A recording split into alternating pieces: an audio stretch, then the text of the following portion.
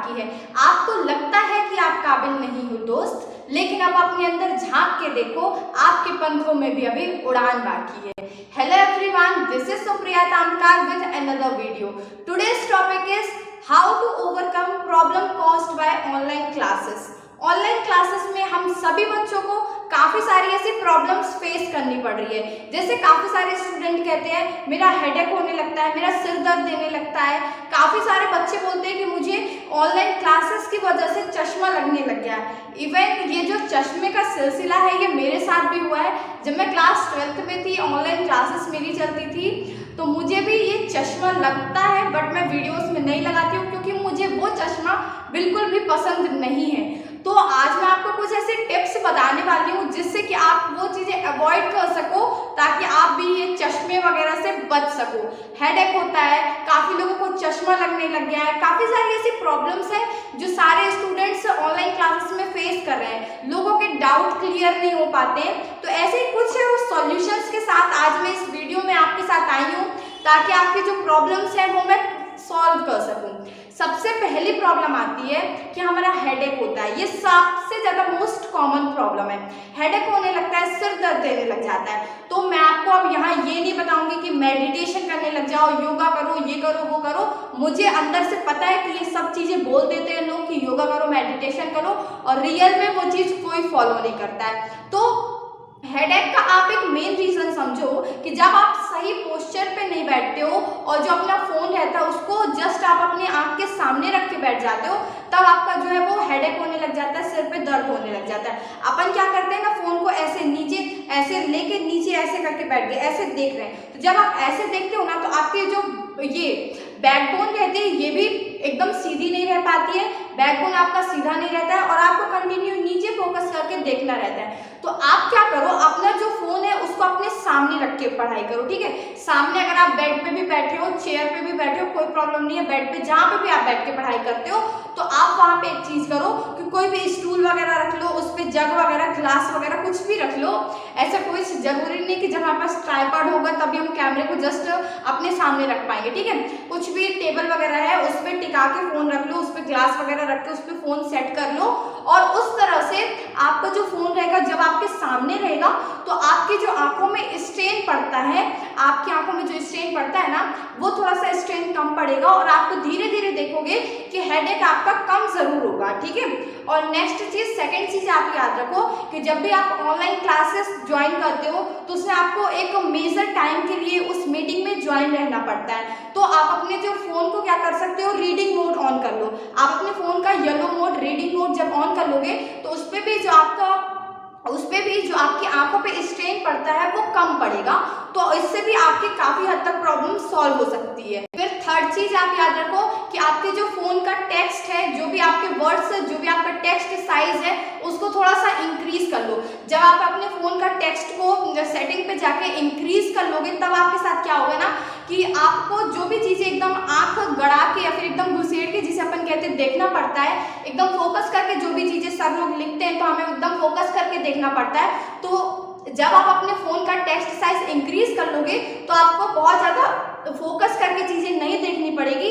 उससे भी जो आपकी आंखें होंगी, आपका जो ब्रेन होगा, वो आसानी से उन चीजों को देख पाएगा और आपकी आंखों पे, ब्रेन पे ज्यादा स्ट्रेन नहीं पड़ रहा होगा, ठीक है। तो आप अपने फोन के टेक्स्ट साइज को क्या कर लो, इंक्रीज कर लो।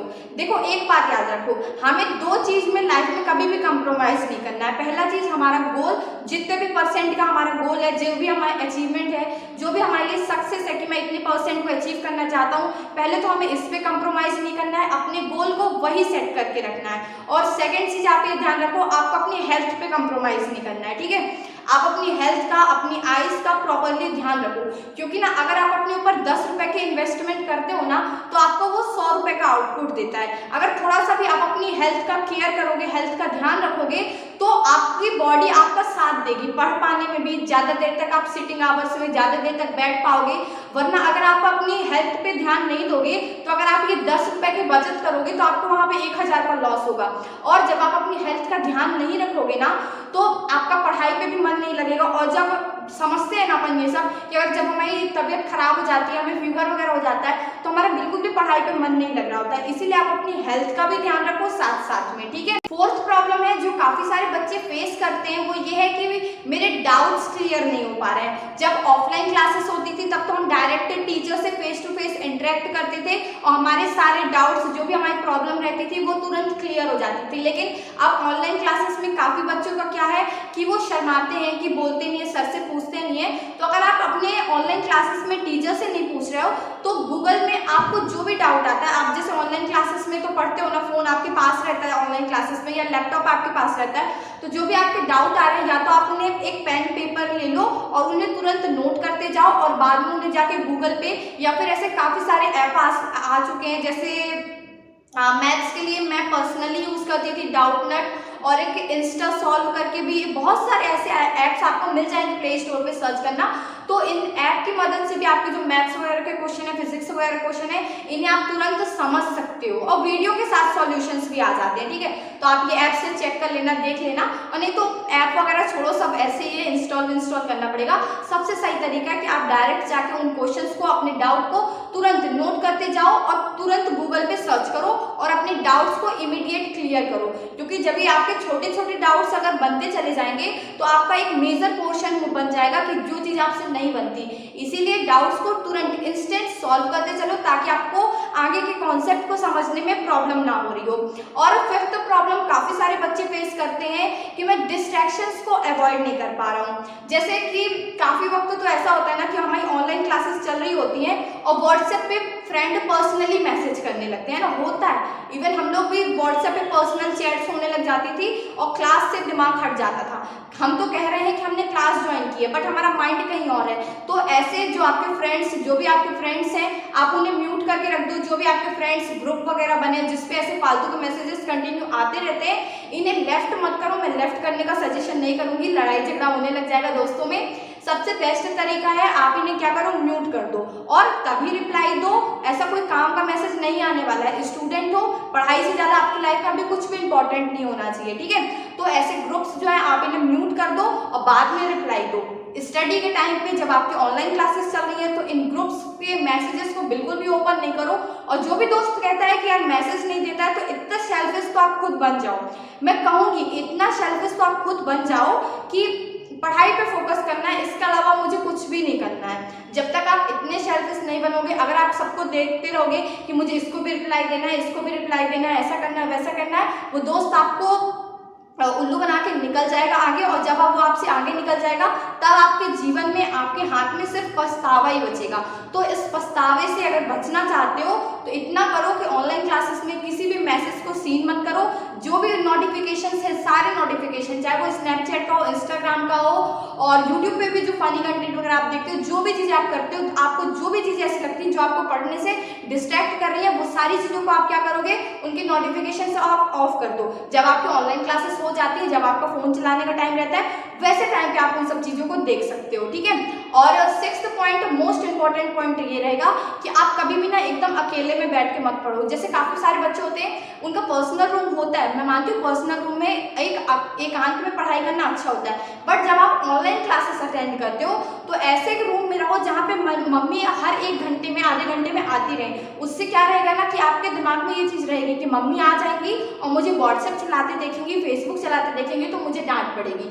तो जहाँ पे भी आपकी मम्मी कंटिन्यू आती जाती रहती है, वहाँ पे बेस्ट है कि आप वहाँ पे क्लासेस बैठ के अटेंड करो, ताकि मम्मी आपकी देखती रहे आप क्या कर रहे हो, पढ़ नहीं रहे हो, और आपके भी दिमाग में ये रहेगा कि मम्मी आ जाएंगी तो मुझे डांट पड़ेगी। और मम्मी को बोलो कि अगर मुझे ऑनलाइन क्लासेस में आप और कुछ चलाते देखो तो मुझे डांटो। इतना स्ट्रिक्ट आपको अपने साथ खुद बनना पड़ेगा, क्योंकि एक तो ऑनलाइन क्लासेस हमारी हो रही है जिसपे हमारे टीचर हमारे सामने नहीं है ताकि वो हमारी एक्टिविटीज को गौर कर सके। तो हमें अपना टीचर खुद बनना है। हम क्या कर रहे हैं, इसे हमें क्या करना है, खुद जज करना है, ताकि हम अपने आप को जज करते रहे, अपने आप को डे बाय डे बेस्ट बनाते रह सके और एग्जाम में अपन अच्छे मार्क्स को स्कोर कर सके। सो आई होप आपको जो भी प्रॉब्लम्स ऑनलाइन क्लासेस में क्रिएट हो रही थी, आपकी जो भी प्रॉब्लम्स ऑनलाइन क्लासेस में क्रिएट क्रिएट हो रही थी उन सब का मैंने आपको एक सॉल्यूशन बता पाई हूँ। अगर आपका ऐसी और कोई भी प्रॉब्लम है तो उसे आप कमेंट बॉक्स में ज़रूर बताना, तो मैं उसके सॉल्यूशंस को फाइंड करने की कोशिश करूंगी। So if you like the video, hit the like button, subscribe to my channel Supriya Tamrakar and do share this video with your friends. पढ़ाई करते रहो। Thank you so much and all the best.